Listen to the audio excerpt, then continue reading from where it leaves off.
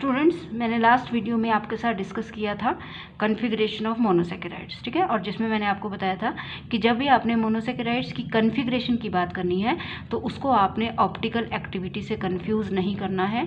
जब हम optical activity की बात करते हैं तो हम ये बोलते हैं कि जो आइसोमर है वो प्लेन पोलराइज लाइट को राइट को रोटेट कर रहा है, तो आप उसको डेक्स्ट्रोरोटेटरी बोलते हैं। उसको स्मॉल डी से लिखते हैं, प्लस का साइन देते हैं।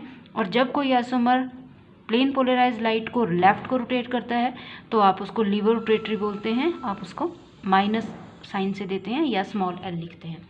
लेकिन जब कॉन्फ़िगरेशन की बात है तो कॉन्फ़िगरेशन का मतलब है डी और L, capital D capital L. और उसके लिए आपने रेफरेंस कंपाउंड लिया गया है ग्लिसरल्डेहाइड। आपने देखना है कि ग्लिसरल्डेहाइड में अगर OH ग्रुप राइट साइड को है तो आप उसको डी ग्लिसरल्डेहाइड बोलते हैं, कॉन्फ़िगरेशन उसकी डी बनेगी।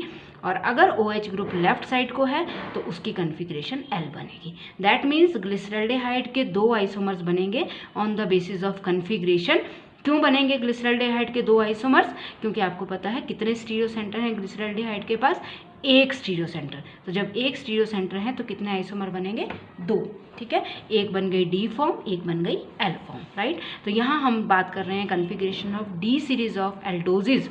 हम सिर्फ डी सीरीज़ की बात कर रहे हैं स्टूडेंट्स। तो जब हम डी सीरीज़ की बात कर रहे हैं तो बिल्कुल सेम इसी तरह की कॉन्फ़िगरेशन एल सीरीज़ की भी बनेगी, क्योंकि डी ग्लिसरल्डेहाइड है तो एल ग्लिसरल्डेहाइड भी है, ठीक है। तो क्योंकि हम सिर्फ डी की बात कर रहे हैं तो ये सारे हम डी सीरीज़ के ही लेंगे, जिसमें क्या देखा जाता है, OH group second last carbon में राइट साइड को है कि लेफ्ट साइड को है, ठीक है।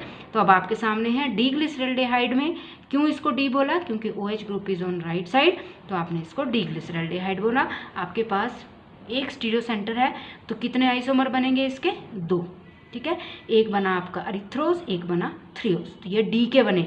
इसी तरह से एल के भी 2 बनेंगे, that you can understand, right, ठीक है। एक स्टीरियो सेंटर है तो आपने दो स्टीरियो आइसोमर बने। अब आपके सामने है कैसे बनते हैं, क्या हो रही है, लेंथनिंग हो रही है कार्बन की चेन की। यहाँ आपके पास 3 की चेन है, फिर आपके पास 4 की चेन बन रही है। तो आपको कल बताया गया था कि असेंडिंग जब करनी है कार्बन चेन की तो किसके साथ की जाती है? वो किलियानी फिशर सिंथेसिस के साथ। और जब आप किलियानी फिशर सिंथेसिस करते हो तो लोअर मोनोसैकेराइड हायर मोनोसैकेराइड में कन्वर्ट हो जाता है, असेंडिंग हो जाती है कार्बन की चेन की, ठीक है। और क्यों होती है वो कार्बन की चेन की असेंडिंग? कि जब भी किलियानी फिशर सिंथेसिस की जाती है आपके पास एक नया स्टीरियो सेंटर जनरेट हो जाता है, ठीक है। नया स्टीरियो सेंटर मीन्स एक कार्बन जो 4 डिफरेंट ग्रुप्स को अटैच्ड है वो जनरेट हो जाता है। तो अब आप देख सकते हो डी ग्लिसरल्डेहाइड की जब किलियानी फिशर सिंथेसिस की गई तो इसके आपके 2 आइसोमर्स बन गए, ठीक है। और एक नया स्टीरियो सेंटर जनरेट हो गया कार्बन 2 पे, ठीक है। तो अब नया स्टीरियो सेंटर जनरेट होने का मतलब क्या हो गया कि अरिथ्रोज की कॉन्फ़िगरेशन क्या बनी कि सेकंड पोजीशन में अगर इसमें OH ग्रुप राइट साइड को है तो इसमें OH ग्रुप आपने लेफ्ट साइड को लगा दिया, 2 आइसोमर, ठीक है। और बाकी की कॉन्फ़िगरेशन सेम रहेगी, सिर्फ सेकंड पोजीशन पे कॉन्फ़िगरेशन में फ़र्क आएगा, क्योंकि सेकंड पोजीशन पे ही जनरेट होता है स्टीरियो सेंटर, ठीक है स्टूडेंट। तो अब आपने देख लिया, आपने इसकी किलियानी फिशर सिंथेसिस की, आपके पास 2 आइसोमर बने, डी फॉर्म है तो ये भी डी अरिथ्रोज बना, ये भी डी थ्रियोज बना। जो आप देख भी सकते हो इसमें भी OH ग्रुप राइट साइड को है, इसमें भी OH ग्रुप राइट साइड को है, ठीक है। तो इसके डी ग्लिसरल्डेहाइड के 2 आइसोमर बने, एक अरिथ्रोज एक थ्रियोज। अब स्टूडेंट्स फर्दर आप असेंडिंग कर रहे हो, आपके पास 4 की चेन है, ये है एल्डो टेट्रोजिस, ठीक है, 4 की चेन एल्डिहाइडिक फंक्शनल ग्रुप। अब आपने इस एल्डोजिस को जो कि टेट्रोजिस है इसको पेंटोजिस में कन्वर्ट करना है, एल्डिहाइडिक फंक्शनल ग्रुप रखना है, लेकिन 5 कार्बन की चेन बनानी है। तो अगेन आप क्या कर रहे हो, असेंडिंग। दोबारा से आपने इसकी किलियानी फिशर सिंथेसिस की, एक नया स्टीरियो सेंटर दोबारा से कार्बन 2 पे जनरेट होगा, ठीक है। और बाकी वैसा ही आ जाएगा जो ऊपर है, ये जनरेट हुआ नया स्टीरियो सेंटर। तो आप देख सकते हो आपके पास कितने स्टीरियो सेंटर है इसके पास, टेट्रोजिस के पास कितने थे? 2। तो इसका मतलब कितने आइसोमर बनेंगे स्टीरियो आइसोमर? 4, क्योंकि formula is 2 raised to power n, that means 2 raised to power 2 मतलब 4। तो ये बने आपके 4 स्टीरियो आइसोमर स्टूडेंट्स। तो आप देख सकते हो जो आपका अरिथ्रोज था और जो थ्रियोज था, 2 अरिथ्रोज के बन गए, 2 थ्रियोज के बन गए, द टोटल कितने बन गए? 4, ठीक है। तो ये बन गए आपके पास, फ़र्क कुछ नहीं है, सिर्फ सेकंड पोजीशन की पोजीशन में फ़र्क है, ठीक है। तो ये बन गया आपके पास। अब इसको अब फर्दर ये होगा, अब आपके पास दोबारा से सेंडिंग हो रही है। 4 ये आपके कितने कार्बन के बन गए थे? 5 कार्बन के बन गए थे। ये आपने पेंटोसिस बना दिया। अब पेंटोसिस को आपने काय में कन्वर्ट करना है? हेक्सोसिस में, ठीक है। तो मतलब 6 कार्बन की चेन बनानी है। तो दोबारा से क्लियरली फिशर सिंथेसिस करोगे आप, तो एक स्टीरियो सेंटर दोबारा से यहाँ जनरेट हो जाएगा, सेकंड पोजीशन पे ही जनरेट होगा हमेशा, ठीक है। तो बस आप H और OH की पोजीशन फर्क करोगे। तो अब आपके सामने है कितने स्टीरियो सेंटर्स है आपके पास? यहाँ पे आपके पास हैं 3 स्टीरियो सेंटर हर एक में, ठीक है। 3 स्टीरियो सेंटर का मतलब हो गया कितने स्टीरियो आइसोमर्स बनेंगे आपके पास? 8। तो स्टूडेंट्स ये बन गए 8 स्टीरियो आइसोमर्स, 2 इसके 2 इसके 2 इसके 2 इसके, ठीक है। टोटल कितने स्टीरियो आइसोमर बने? 8। तो आप देख सकते हो ग्लूकोज भी उनमें से एक है, ठीक है। तो which is a stereo isomer. तो सेम इसी तरह के एल सीरीज के भी बनेंगे स्टूडेंट। तो अब आपके सामने है कौन कौन से 8 स्टीरियो आइसोमर बने? एक बना डी एलोज, एक बना डी एल्ट्रोज, एक बना D glucose, D mannose, D gulose, D idose, D galactose, D talose. फर्क क्या है इनमें? सिर्फ कार्बन 2 की पोजीशन में फर्क है, ठीक है। तो ये हैं आपके कन्फिग्रेशन। तो आपने क्योंकि डी सीरीज की बात की है तो सारे डी सीरीज के बनेंगे स्टूडेंट्स, ध्यान रखना है। इसी तरह के 8 किसके बनेंगे? एल सीरीज के बनेंगे। तो क्यों? क्योंकि अब आपके पास कितने स्टीरियो सेंटर बन गए? 4 स्टीरियो सेंटर का मतलब क्या हो गया? कितने स्टीरियो आइसोमर्स बनेंगे? 16, ठीक है। तो डी सीरीज के 8 बने, इसी तरह से एल सीरीज के भी 8 बनेंगे। तो ये क्या हो जाएंगे? टोटल 16 स्टीरियो आइसोमर्स, ठीक है स्टूडेंट्स। तो ये देख लो आप, इधर आपके सामने है, ये वीडियो में आपको क्लियर हो जाना चाहिए बिल्कुल कि आपके पास 3 स्टीरियो सेंटर थे तो 8 स्टीरियो आइसोमर्स बने। उसके बाद आपके पास 4 स्टीरियो सेंटर बने, तो टोटल कितने बन जाएंगे? 16 स्टीरियो आइसोमर्स, ठीक है। तो ये देखना है आपने कि glucose is one of that stereoisomers. Allose, altrose, glucose, mannose, gulose, idose, galactose, talose. Students अगर आपको इसको याद करने में थोड़ी मुश्किल होती है, मेरे को नहीं लगता कि पूछा जाता है, बट अगर वैसे आपने इसको याद करना है तो एक इसका फॉर्मूला जैसा है याद करने का, एक सिंपल सा, वो क्या है? All altruists gladly make gum in giant tank. ये इसका याद करने का तरीका है। All means allose, altruist means altrose, gladly means glucose, make means mannose, gum means gulose, ठीक है, gulose, in mean idose, G means giant means galactose और टैंक मीन्स टैलोज, ठीक है। तो ये आप इस तरीके से याद कर सकते हो इसको। तो ये आप देख लो डी सीरीज के हैं ये सारे, ठीक है। इसी तरह से एल सीरीज के भी बनेंगे। वो कब बनेंगे? जब आप स्टार्ट करोगे एल ग्लिसरैल्डिहाइड से स्टूडेंट्स। जब आप एल ग्लिसरैल्डिहाइड से स्टार्ट करोगे तो इसी तरीके के 8 आपके किसके बनेंगे? एल ग्लिसरैल्डिहाइड के। तो you can see in the same manner we can derive the configuration of L aldose starting with L glyceraldehyde. तो टोटल कितने बनेंगे? 16 स्टीरियो आइसोमर्स, 8 डी सीरीज के और 8 एल सीरीज के। L means configuration, D means configuration, ठीक है। इन सभी में आप देख सकते हो OH group, second last carbon का OH ग्रुप सभी में राइट साइड को है। तो ये बने आपके डी सीरीज के, ठीक है स्टूडेंट्स। उसी तरह से अगर आपने इसको याद करना है तो इसको याद करने का एक अलग से तरीका है। वो क्या है? Get rascal. Get rascal means get stands for glyceraldehyde, E stands for erythrose, T stands for threose. मतलब ग्लिसरैल्डिहाइड कि जब आपने क्लियरली फिशर सिंथेसिस की तो 2 आइसोमर बने, क्योंकि ग्लिसरैल्डिहाइड रेफरेंस कंपाउंड है, स्टार्टिंग कंपाउंड है।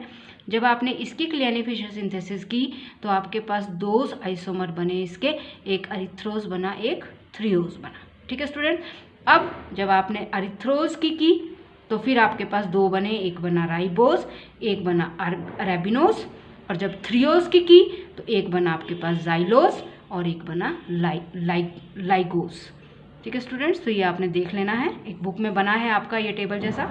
अगर आपको यहाँ से थोड़ी कन्फ्यूज़न भी रही होगी क्योंकि वीडियो में प्रॉब्लम आ रही है, थोड़ी सी पूरी नहीं आ रही है फोटो, तो आप इसको बुक से देख सकते हो। कुछ भी नहीं है इसमें, आपने इसमें बस सिंपल सा ये देखना है कि जितने स्टीरियो सेंटर्स हैं उसके ही हिसाब से बनेंगे स्टीरियो आइसोमर्स, ठीक है स्टूडेंट्स। तो ये आपने देख लेना, this is the configuration of D series of aldoses having 3 to 6 carbon atoms, ठीक है। तो ये आप एक बार देख सकते हो। आप इसको अगर दोबारा से देखना चाहते हो तो आप इस तरह से इसको कर लेना आपने, ठीक है। तो आपने, मेरा बोलने का मतलब क्या है इसमें कि आपने ये याद रखना है कि ग्लूकोज कुछ नहीं है, ग्लूकोज इज अ आइसोमर, ठीक है। जिस तरह से एलोज है उसी सीरीज़ का एल्ट्रोज है, उसी में ग्लूकोज है, उसी का मैनोज है, उसी का गुलोज है, आइडोज है, गैलेक्टोज है, टैलोज है। तो 8 ये बनते हैं, 8 एल सीरीज़ के बनते हैं। तो टोटल कितने स्टीरियोआइसोमर्स बने आपके? वो बने 16, क्योंकि कितने स्टीरियो सेंटर्स हैं आपके पास?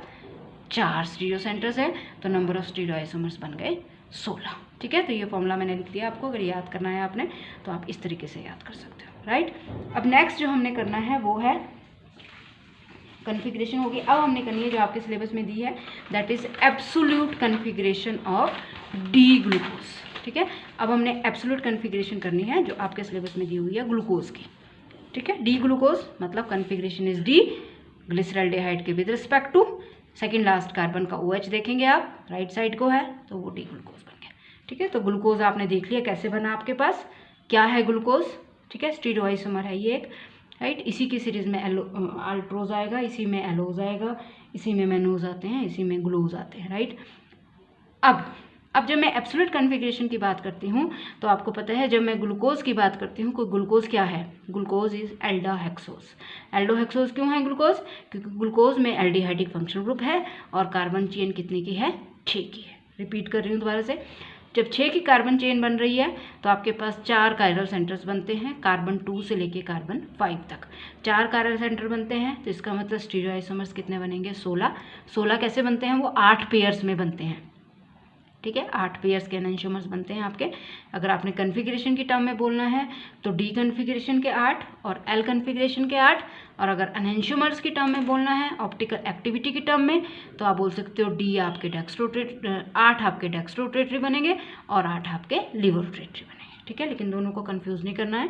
कोई कंपाउंड अगर कन्फिग्रेशन डी है तो वो लिवोरोटेटरी भी हो सकता है, या कन्फिग्रेशन उसकी एल है तो वो डेक्स्ट्रोरोटेटरी भी हो सकता है, तो दोनों को कंफ्यूज नहीं करना है। ठीक है, तो जब हम ग्लूकोज के कन्फिग्रेशन की बात करते हैं तो आपको पता है ग्लूकोज के लिए मैं इसका पहले वाला लूँगी क्योंकि ये एल्डोहेक्सोज है, तो हमने लेना है एल्डोपेंटोज।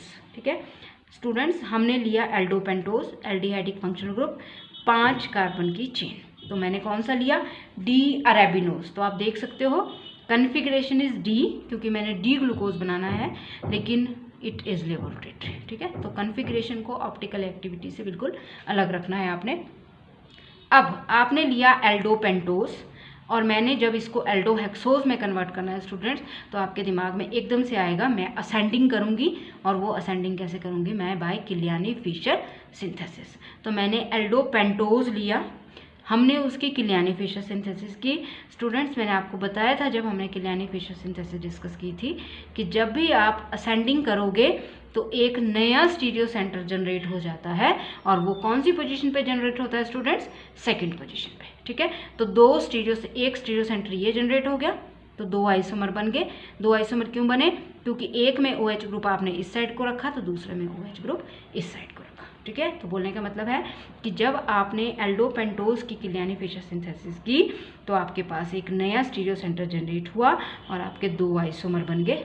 ठीक है, एक को नंबर दे दिया आपने सेकंड, एक को नंबर दे दिया आपने थर्ड। ठीक है, अगर आप एकदम से देखो तो मैंने जब आपको किलियानी फिशर सिंथेसिस करवाई थी तो मैंने आपको बोला था कि एक को आप ग्लूकोज बता दो, एक को आप मैनोज बता दो। ठीक है, वहाँ तो आपको बता दिया था कि that is glucose, that is mannose, लेकिन यहाँ पे अब आपको सिर्फ यहाँ दिया जा रहा है कि it is second, it is third. मतलब मुझे नहीं पता कि कौन ग्लूकोज है कौन मैनोज है, तो वही हमने करना है अब। एब्सोल्यूट कन्फिग्रेशन ऑफ ग्लूकोज क्या है? वेदर दिस इज ग्लूकोज और this is glucose, this is mannose और दिस इज मैनोज। ठीक है, तो मैंने इसको सेकंड दिया, इसको थर्ड दिया, मुझे नहीं पता कौन ग्लूकोज है कौन मैनोज है। ठीक है, बस मेरे को इतना पता है कि जब आपने एल्डोपेंटोज की किलियानी फिशर सिंथेसिस की तो 2 आइसोमर आपके बने, एक ग्लूकोज है एक मैनोज है। Which is glucose which is mannose that is not clear. तो आपने क्या करना है, इनकी नाइट्रिक एसिड के साथ ऑक्सीडेशन करनी है, ऑक्सीडेशन विथ कंसनट्रेटेड HNO3। ठीक है, जब आपने ऑक्सीडेशन करनी है कंसनट्रेटेड नाइट्रिक एसिड के साथ तो आपको पता है ये भी ऑक्सीडाइज हो जाएगा ग्रुप, ये वाला ग्रुप भी ऑक्सीडाइज हो जाएगा, इसका भी COH बन जाएगा, इसका भी स्टूडेंट्स COH बन जाएगा। दैट मीन्स जब आप चाहे सेकंड की ऑक्सीडेशन करो चाहे थर्ड की ऑक्सीडेशन करो, आपके पास बनेगा ऑप्टिकली एक्टिव डाइकार्बोक्सिलिक एसिड। ठीक है, तो क्वेश्चन क्या था हमारा? क्वेश्चन था कि 2 और 3 में से कौन ग्लूकोज है कौन मैनोज है वो आपको तभी पता लग सकता है अगर आप ये बता सको कि विच acid is obtained from D glucose and which acid is obtained from D mannose. ठीक है स्टूडेंट्स, तो हमें ये बताना है कि एसिड कौन सा बन रहा है ग्लूकोज से और कौन सा बन रहा है मैनोज से। जब एक बार हमें एसिड पता लग गया तो हम इजीली बता सकते हैं कि क्योंकि ये एसिड ग्लूकोज से बन रहा है तो दिस इज ग्लूकोज, ये एसिड मैनोज से बन रहा है दिस इज मैनोज। ठीक है, तो out of second and third which is glucose and which is mannose that can be known if we can identify which acid is obtained from D glucose and which from D mannose। ठीक है, ये हैं दो आपके पास जिनमें से एक glucose है एक मैनोज है। जब हमने ऑक्सीडेशन की तो ये एसिड बने। हमें अभी नहीं पता कि कौन सा एसिड ग्लूकोज से बन रहा है कौन सा एसिड मैनोज से बन रहा है। जब हमें एक बार ये पता लग जाएगा कि ग्लूकोज से ये एसिड बन रहा है और मैनोज से ये एसिड बन रहा है तो हम इजिली बता सकते हैं कि this is glucose this is mannose. Right students, अब आपने देखना है अब इसके लिए हम क्या करेंगे, इसके लिए हम एक और स्टीरियोआइसोमर लेंगे। ठीक है, और वो मैंने क्या लिया अब एल ग्लूकोज। मैंने बताया था आपको जब हमने आइसोमर डिस्कस किए थे तो ग्लूकोज की तरह ग्लूकोज की तरह ही बनता है, ग्लूकोज भी एक आइसोमर। ठीक है, तो अब मैंने एल ग्लूकोज लिया। एल ग्लूकोज मीन्स जिसमें OH ग्रुप लेफ्ट साइड को है। ठीक है, एल ग्लूकोज लिया जिसकी, और ये ऑब्जर्व किया जाता है कि ये जो एल ग्लूकोज है ये वही डायरेक्ट कार्बोक्सिलिक एसिड बनाता है जो ग्लूकोज बनाता है। स्टूडेंट्स, जो डाइकार्बोक्सिलिक एसिड ग्लूकोज से बनता है सेम वही डाइकार्बोक्सिलिक एसिड किससे बनता है, ग्लूकोज से। और ये कब हो सकता है, ये तभी हो सकता है जब स्टीरियो सेंटर पे कन्फिग्रेशन जो ग्लूकोज की है वही ग्लूकोज की हो। ठीक है स्टूडेंट्स, तो बोला क्या जा रहा है आपको कि ये ऑब्जर्व किया गया है कि जो डाइकार्बोक्सिलिक एसिड ग्लूकोज की ऑक्सीडेशन से बनेगा सेम वही डाइकार्बोक्सिलिक एसिड ग्लूकोज की ऑक्सीडेशन से बनेगा, जबकि कन्फिग्रेशन दोनों की डिफरेंट है। और ये तब कब हो सकता है, ये तभी हो सकता है अगर स्टीरियो सेंटर पे कन्फिग्रेशन दोनों की सेम हो जाती है। तो स्टूडेंट दिस इज ग्लूकोज। ठीक है, ये आपका ग्लूकोज है जिसमें आप देख रहे हो second last carbon OH group is left side, तो आपने इसको एल ग्लूकोज बोला। ठीक है, ग्लूकोज की तरह यही है जो आपको पीछे दिखाए थे, मैंने ये दिखाया था यहाँ पे, जिस तरह से ग्लूकोज बनता है बिल्कुल उसी तरह से बना है ग्लूकोज भी। ठीक है, ये ग्लूकोज है ये ग्लूकोज है। राइट, तो वही है ये एल्डोहेक्सोज ही है ग्लूकोज की तरह। तो आपने ग्लूकोज लिया। अब बोला जा रहा है कि ग्लूकोज की ऑक्सीडेशन से वही डाइकार्बोक्सिलिक एसिड बनता है जो ग्लूकोज की ऑक्सीडेशन से बनता है, दिस इज ग्लूकोज। और आपने देखा कि ग्लूकोज अगर ये है तो इसकी ऑक्सीडेशन से बना ये। ठीक है, राइट, दोनों COH ग्रुप बन गए। अब ये सेम ऐसा कब बना सकता है, अगर कन्फिग्रेशन सेम हो जाए जिस तरह से इसकी है। तो क्या किया आपने, वो तभी पॉसिबल है अगर आप CHO और CH2OH की पोजीशन को इंटरचेंज कर दो। तो हमने क्या किया, पूरे मॉलिक्यूल को 180 डिग्री से रोटेट किया, उसकी वजह से CHO ग्रुप आपका नीचे आ गया, CH2OH ग्रुप ऊपर चला गया। ठीक है, और सबकी पोजीशन आपकी हिसाब से चेंज हो गई क्योंकि पूरे मॉलिक्यूल को आपने पहले 90 डिग्री से रोटेट किया फिर 180 डिग्री से रोटेट किया। ठीक है, और अब आप देख सकते हो एल ग्लूकोज क्या बन गया, ये कब बना, जब आपने CHO और CH2OH की पोजीशन को इंटरचेंज किया। हो सकता है ये दोनों एक दूसरे में इंटरकन्वर्टिबल हैं क्योंकि आप 180 डिग्री से रोटेट कर रहे हो, ये बन सकता है ये बन सकता है। ठीक है स्टूडेंट्स, अब आप देखो जब मैंने इंटरचेंज की पोजीशन 180 डिग्री से इसको रोटेट किया तो अब ग्लूकोज ये बन गया आपके पास। और अब आप देखो, अब जब मैं ग्लूकोज की ऑक्सीडेशन करूँगी स्टूडेंट्स तो क्या होगा, ये भी COH बनेगा ये भी COH बनेगा, उससे कोई फ़र्क नहीं पड़ा कि CHO ऊपर है कि नीचे है। ठीक है, क्योंकि दोनों का ही COH बनना है।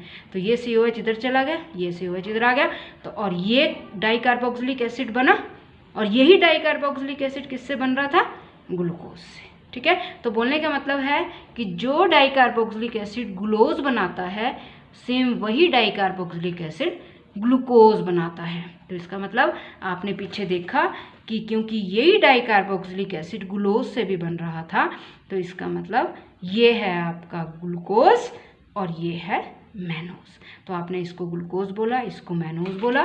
स्टूडेंट्स, तो आपने जब कन्फिग्रेशन दी ग्लूकोज की तो आपने जो ये बनाया ये ग्लूकोज, आप इस तरह से लिख सकते हो ग्लूकोज को, CHO एल्डिहाइड ग्रुप एक एंड पे, HOH OHH HOH HOH CH2OH, या इसको इस तरह से भी दिया जाता है फिशर प्रोजेक्शन फार्मूला से। तो बोलने का मतलब है कि ग्लूकोज की कन्फिग्रेशन आपने बताई कि this is the open chain structure for glucose, जो हमने कंफर्म किया किस बेस पे कि जो डाइकार्बोक्सिलिक एसिड ग्लूकोज से बन रहा है सेम वही डाइकार्बोक्सिलिक एसिड ग्लूकोज से भी बन रहा है। ठीक है, तो जब आपने ग्लूकोज की ऑक्सीडेशन की तो ये डाइकार्बोक्सिलिक एसिड बना, और ग्लूकोज से बनाया उससे भी यही बना। तो इसका मतलब this is dicarboxylic acid which is obtained from glucose, और आपके पास दिस सेकंड इज ग्लूकोज, तो अदरा क्या है, मैनोज। ठीक है, तो ये आपकी एब्सोल्यूट कॉन्फ़िगरेशन होगी ग्लूकोज की। नेक्स्ट आपने इसका स्ट्रक्चर देख लेना कि इस तरह से बनाते हैं हम ग्लूकोज का ओपन चेन स्ट्रक्चर। ठीक है स्टूडेंट्स, अब जो नेक्स्ट आपने करना है that is ring structure of D glucose. अभी तक आपने किस स्ट्रक्चर्स की बात की थी, अभी तक हमने बात की थी ग्लूकोज के ओपन चेन स्ट्रक्चर के स्टूडेंट्स। ठीक है, इसका मतलब जब अब हम रिंग स्ट्रक्चर पे आ गए, जब हमने अब रिंग स्ट्रक्चर की बात कर ली, तो that means there are some limitations in open chain structure. और ग्लूकोज का ओपन चेन स्ट्रक्चर क्या था, this one is open chain structure for glucose. 6 carbon की चेन, एक एंड पे CHO ग्रुप, एक एंड पे प्राइमरी OH ग्रुप। ठीक है, और बाकी अपने C6H12 इस तरह से अरेंज होंगे। राइट, इसको आप इस तरह से भी देख सकते थे, this is the open chain structure for glucose. लेकिन there are limitations in this open chain structure, और वो लिमिटेशंस क्या हैं कि आपने ये बोला कि ग्लूकोज में होता है free aldehyde group. That means क्योंकि ग्लूकोज में फ्री एल्डिहाइड ग्रुप है, तो दैट मीन्स ग्लूकोज को वो सारी रिएक्शंस देनी चाहिए जो एल्डिहाइड्स देते हैं। तो स्टूडेंट्स आपने ध्यान रखना है, ग्लूकोज वो रिएक्शंस देता है जो एल्डिहाइड्स देते हैं। जैसे आपने देखा था ग्लूकोज को जब आप हाइड्रोजन साइनाइड के साथ रिएक्ट करते हो तो एल्डिहाइड्स की तरह ये साइनोहाइड्रिन्स बनाता है। ग्लूकोज को जब आप हाइड्रोक्सिलअमीन के साथ रिएक्ट करते हो तो एल्डिहाइड्स की तरह ये ऑक्साइम बनाता है। ग्लूकोज को जब आप फिनाइल हाइड्रोजन के साथ रिएक्ट करते हो तो एल्डिहाइड्स की तरह ये फिनाइल हाइड्रोजोन्स बनाता है। लेकिन कुछ रिएक्शंस ऐसी हैं जो एल्डिहाइड्स देते हैं लेकिन ग्लूकोज नहीं देता। ठीक है, तो what is the first limitation कि glucose does not undergo certain characteristic reaction of aldehydes. कुछ जाता है ये लेकिन सारी रिएक्शंस नहीं देता ये जो कि एल्डिहाइड्स देते हैं। जैसे ना तो ये सोडियम बाइसल्फाइड के साथ रिएक्ट कर सकता है, ना ही ये स्किप्स बेस के साथ रिएक्ट कर सकता है, जबकि एल्डिहाइड्स सोडियम बाइसल्फाइड के साथ रिएक्ट करते हैं, एक एडिशन कंपाउंड बनाते हैं, और वो स्किप्स बेस के साथ भी रिएक्ट करते हैं। तो क्यों ग्लूकोज सोडियम बाइसल्फाइड के साथ या स्किप्स बेस के साथ रिएक्ट नहीं कर सकता, ओपन चेन स्ट्रक्चर इसको एक्सप्लेन नहीं कर पाता। ठीक है, क्योंकि ओपन चेन स्ट्रक्चर है तो फ्री CHO ग्रुप है, तो इसको सारी रिएक्शन देनी चाहिए इसके अकॉर्डिंग, लेकिन ये नहीं देता। क्यों नहीं देता, open chain structure can not explain. Students उसके बाद है कि जो ग्लूकोज होता है वो 2 आइसोमेरिक फॉर्म्स में एग्जिस्ट करता है, एक होती है अल्फा ग्लूकोज, एक होती है बीटा ग्लूकोज। ठीक है, जब आप ग्लूकोज को क्रिस्टलाइज करते हो फ्रॉम वाटर और aqueous alcohol at room temperature, ठीक है, ग्लूकोज की 2 फॉर्म्स हैं, alpha glucose and beta glucose, दोनों D फॉर्म्स हैं। ठीक है, जब ग्लूकोज को क्रिस्टलाइज किया जाता है फ्रॉम वाटर और aqueous alcohol at room temperature, तो ग्लूकोज की अल्फा फॉर्म ऑब्टेन होती है जिसका मेल्टिंग पॉइंट होता है 419 केल्विन, स्पेसिफिक रोटेशन होती है 112 डिग्री। और जब ग्लूकोज को क्रिस्टलाइज किया जाता है from water at a temperature above 371 kelvin, room temperature पे अल्फा फॉर्म ऑब्टेन होती है, above 371 kelvin beta form obtain होती है जिसका मेल्टिंग पॉइंट होता है 423 केल्विन, स्पेसिफिक रोटेशन होती है +19। राइट स्टूडेंट्स, तो बोलने का मतलब है कि डी ग्लूकोज की 2 फॉर्म्स हैं, alpha and beta. Alpha form की स्पेसिफिक रोटेशन है 112 डिग्री प्लस में, और बीटा फॉर्म की स्पेसिफिक रोटेशन है 19 प्लस में। ठीक है, इसमें आगे क्या है, अब सेकंड है कि म्यूटा रोटेशन। ठीक है, तो मतलब ओपन चेन स्ट्रक्चर में तो आपको ऐसा कहीं नहीं दिखता कि कौन सी फॉर्म अल्फा है कौन सी फॉर्म बीटा है, लेकिन ये एक्सपेरिमेंटली ऑब्जर्व किया गया है कि ग्लूकोज की 2 फॉर्म्स बनती हैं। तो that means open chain structure glucose की 2 फॉर्म्स को एक्सप्लेन नहीं कर पाता। Second, mutarotation. ठीक है, आपने याद रखना है कि ये जो 2 फॉर्म्स हैं ग्लूकोज की, अल्फा और बीटा फॉर्म, ये क्रिस्टलाइन फॉर्म में स्टेबल होती हैं।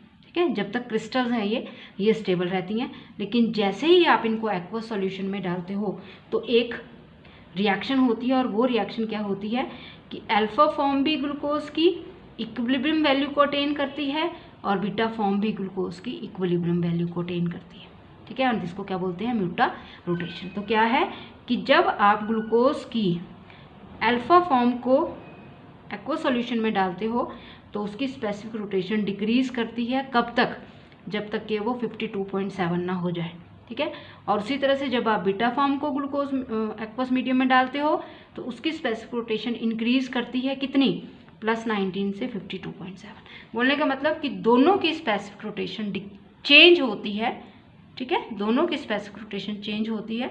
अल्फा फॉर्म की डिक्रीज करती है, बीटा फॉर्म की इंक्रीज करती है, कितनी वैल्यू तक, इक्विलिब्रियम वैल्यू तक, और वो इक्विलिब्रियम वैल्यू क्या है, 52.7। इसको बोलते हैं mutarotation. That is this phenomenon of change of specific rotation of an optically active compound with time to attain equilibrium value is called mutarotation.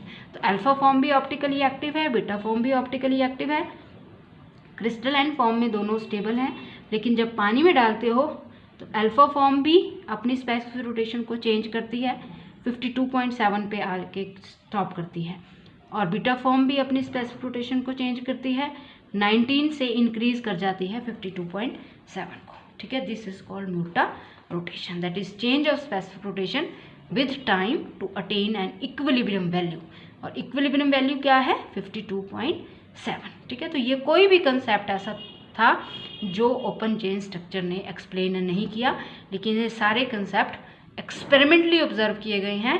That means glucose mutarotation show करता है, ठीक है। दो forms हैं इसकी, alpha और beta, और दोनों म्यूटा रोटेशन शो करती हैं, उनकी स्पेसिफिक रोटेशन चेंज होती है टाइम के साथ। That is not explained bye open chain structure, ठीक है स्टूडेंट्स।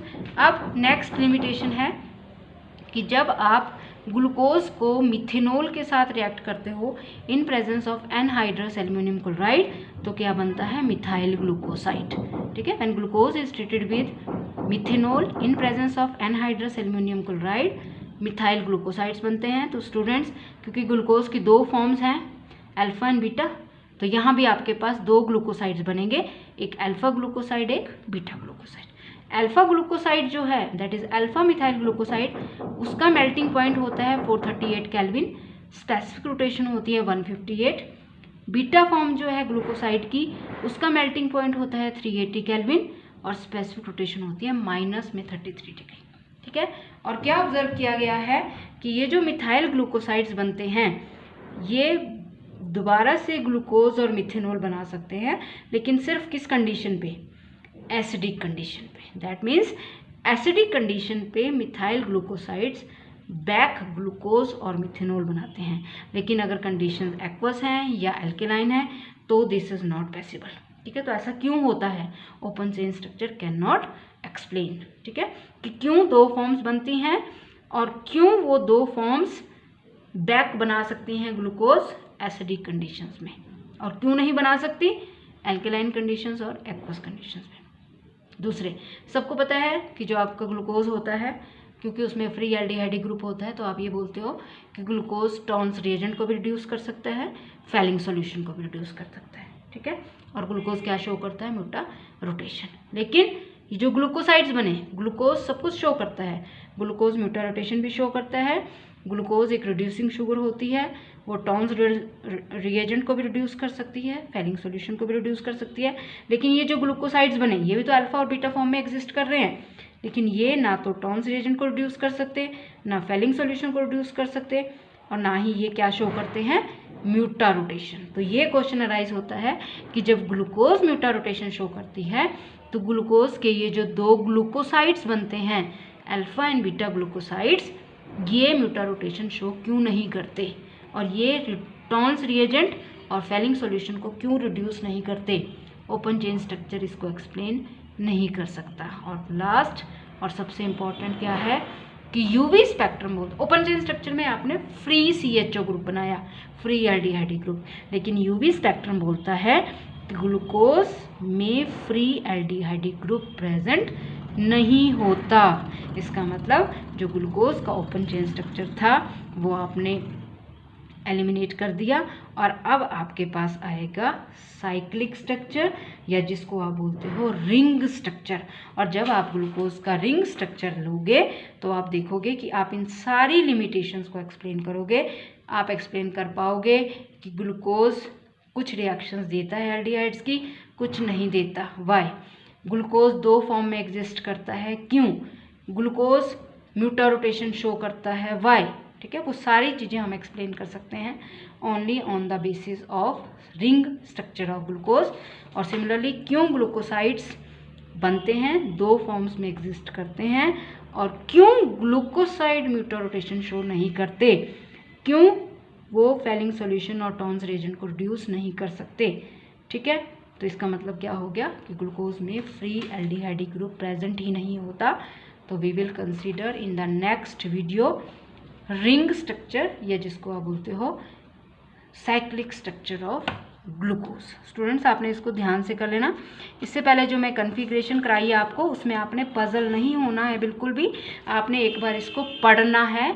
इसमें सिर्फ आपको ये दिखाया जा रहा है कि कितने स्टीरियो सेंटर्स हैं, उसके हिसाब से बनेंगे आइसोमर्स।